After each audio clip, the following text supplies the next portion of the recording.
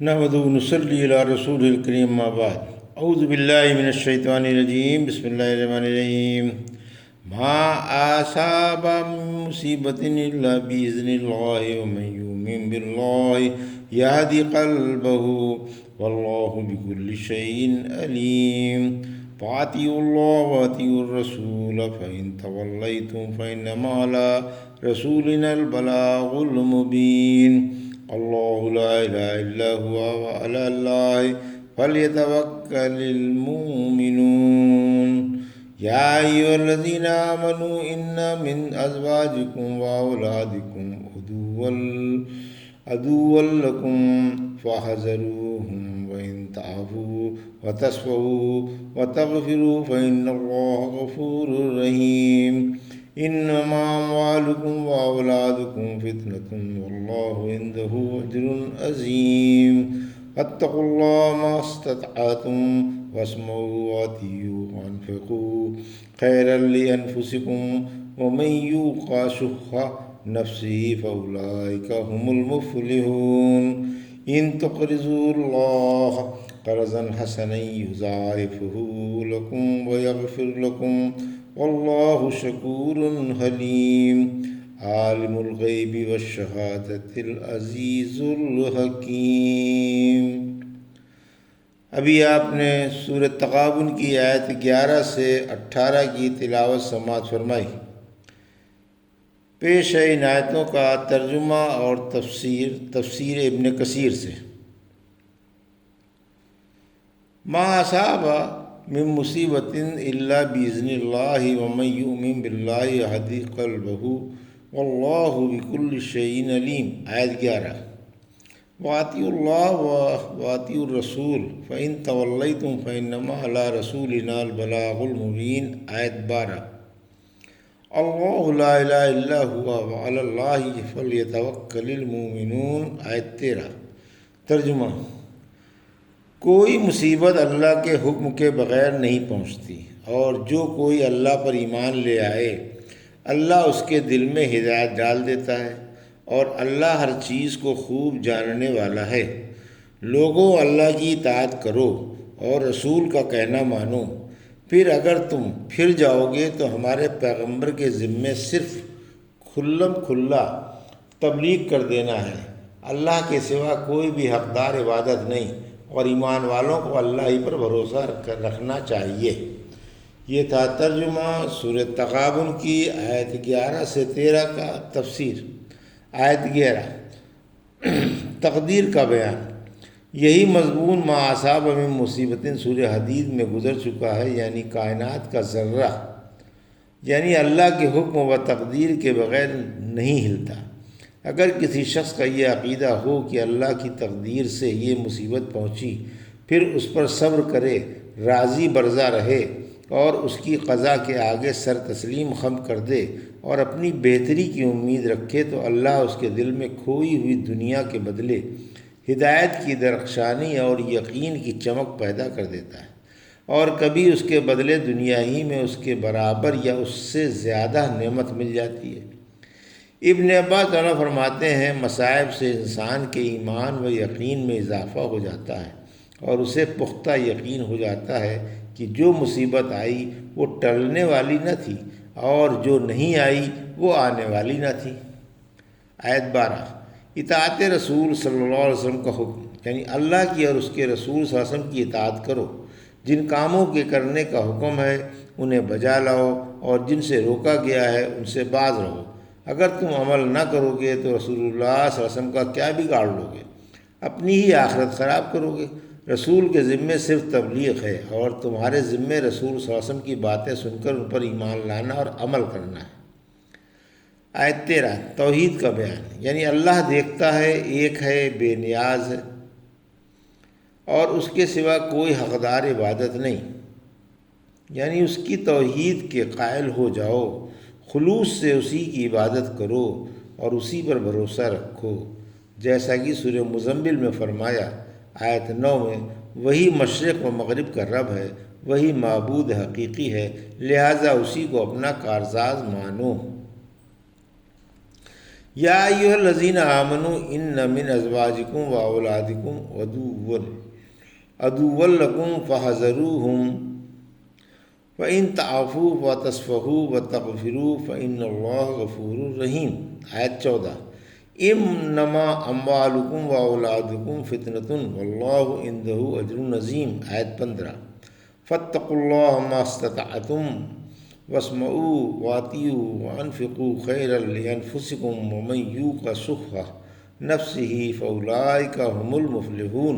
آیت 16 ان تقرضوا اللہ قرضا حسنا یضاعفہ لکم ویغفر لکم واللہ شکور حلیم۔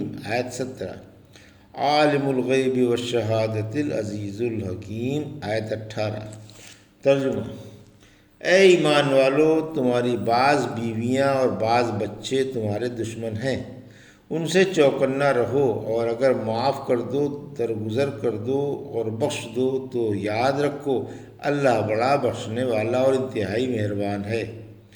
تمہارے مال اور بچے تمہارے لیے آزمائش ہی ہیں اور بھاری اجر اللہ ہی کے پاس ہے، لہذا مقدور بھر اللہ سے ڈرتے رہو، سنتے رہو، اطاعت کرتے رہو اور اللہ کی راہ میں خرچ کرتے رہو، یہ تمہارے حق میں اچھا ہوگا۔ اور جو شخص دل کی حرص سے بچایا جائے وہی کامران ہے۔ اگر تم اللہ کو اچھا قرض دو گے تو وہ اس کو تمہارے لیے بڑھاتا ہی رہے گا اور تمہارے گناہ بھی معاف فرما دے گا، اور اللہ انتہائی قدردان و بردبار ہے، وہ پوشیدہ اور ظاہر کو جاننے والا ہے اور انتہائی عزت و حکمت والا ہے۔ یہ تھا ترجمہ آیت 14 سے 18 کا تفسیر۔ آیت 14 بیوی بچوں سے ہوشیار رہو۔ بسا اوقات بیویاں شوہروں کو اور بچے ماں باپ کو نیک عملوں سے روک دیتے ہیں، ایسی صورت میں یہ ان کے دشمن ہوئے۔ سورہ منافقون کی آیت 9 میں فرمایا، اے ایمان والو، تمہارے مال اور تمہارے بچے تم کو اللہ کی یاد سے غافل نہ کر دیں، اور جو مال و اولاد میں پھنس کر اللہ کی یاد سے بے خبر ہو جائے گا اسے بڑا گھاٹا رہے گا۔ یہاں فرمایا کہ بیویوں اور بچوں سے ہوشیار رہو، یعنی ان کی ضروریات و فرمائشوں کو دین پر مقدم نہ کرو تاکہ تمہارا دین بگڑنے سے محفوظ رہے۔ انسان کو بیوی اور اولاد کی محبت قطع رحمی اور گناہوں پر مجبور کر دیتی ہے۔ یہ محبت کا مارا سب کچھ کر گزرتا ہے، محبت اسے اندھا کر دیتی ہے۔ ابن عباس تعالیٰ فرماتے ہیں، مکے کے بعض لوگ مسلمان ہو گئے تھے اور ہجرت کر کے رسول اللہ صلی اللہ علیہ وسلم کے پاس آنا چاہتے تھے، مگر بیوی بچوں کی محبت آڑے آ رہی تھی، اسی لیے ہجرت نہ کرتے تھے۔ ایک عرصے کے بعد جب خدمت اقدس میں حاضر ہوئے تو دیکھا لوگ دینی مسائل بہت کچھ سیکھ چکے ہیں اور یہ ان سے بہت پیچھے رہ گئے۔ اب انہوں نے بچوں کو سزا دینا چاہا، پھر اللہ نے یہ آیت اتاری کہ اگر معاف کر دو گے، درگزر کر دو گے اور بخش دو گے تو اللہ تم پر رحم فرما کر تمہیں بخش دے گا۔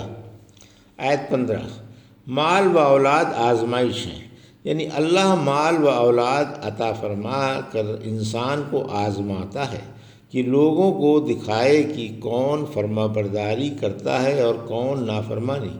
قیامت کے دن مومن جو شاندار اجر ملنے والا ہے، اس کے مقابلے میں دنیوی مال خواہ وہ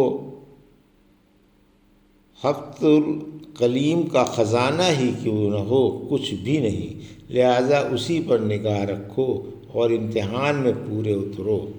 سورہ آل عمران کی آیت 14 میں فرمایا، لوگوں کے لیے دنیوی خواہشیں یعنی بیویوں کی، بیٹوں کی، سونے چاندی کے ڈھیروں کی، سدھائے ہوئے گھوڑوں کی، جانوروں کی اور کھیتوں کی محبت خوبصورت بنا دی گئی ہے، مگر یہ تمام بکھیڑا چند روز دنیوی زندگی کا ہے اور چھن جانے والا ہے۔ ہمیشگی اور اچھائی والا ٹھکانہ اللہ ہی کے پاس ہے۔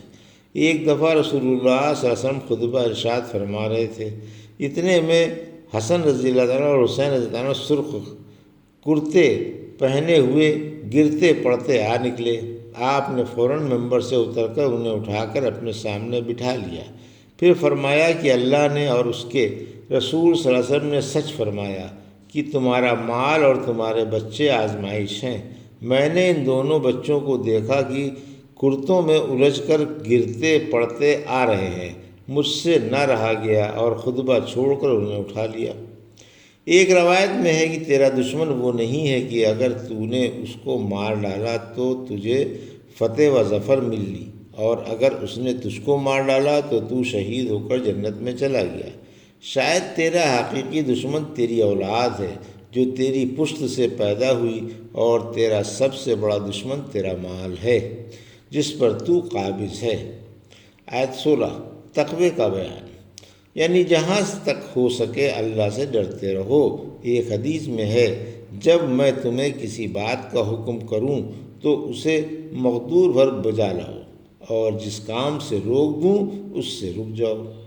آیت 17 صدقے کا ثواب، یعنی جب کبھی تم کوئی چیز اللہ کی راہ میں دو گے اللہ تمہیں اس کا بدلہ دے گا، اور جب کبھی کسی چیز کا صدقہ کرو گے اللہ کے ذمے اس کا بدلہ ہے۔ گویا تم نے اللہ کو قرض دیا، وہ فرماتا ہے کون اسے قرض دیتا ہے جو نہ بے انصاف ہے اور نہ نادان۔ یہاں فرمایا وہ اسے بڑھاتا ہی رہے گا۔ سورہ بقرہ کی آیت 261 میں فرمایا کہ کئی گناہ بڑھا کر دے گا، اور صدقے سے تمہارے گناہ بھی معاف فرما دے گا اور برائیاں مٹا دے گا۔ اسی لیے فرمایا کہ اللہ بڑا قدردان ہے، تھوڑی چیز پر بہت کچھ دے دیتا ہے، اور بڑا بردبار ہے کہ گناہ معاف فرما دیتا ہے، اور درگزر کر کے پردہ پوشی فرما لیتا ہے، اور گناہوں اور لرزشوں سے چشم پوشی فرماتا ہے۔ عالم الغیب الحق کی تفسیر گزر چکی ہے۔ الحمدللہ سورہ تغابن کی تفسیر مکمل ہوئی۔ اللہ قبول فرما کر ذخیرہ عقبہ بنائے، آمین۔ یہ تھا سورہ تغابن کی آیت 11 سے 18 کا ترجمہ اور تفسیر جو ابھی آپ نے سماعت فرمائی۔ بارک اللہ لی و لکم فی القرآن الحکیم و نفعنی وایاکم بآیات الذکر الحکیم۔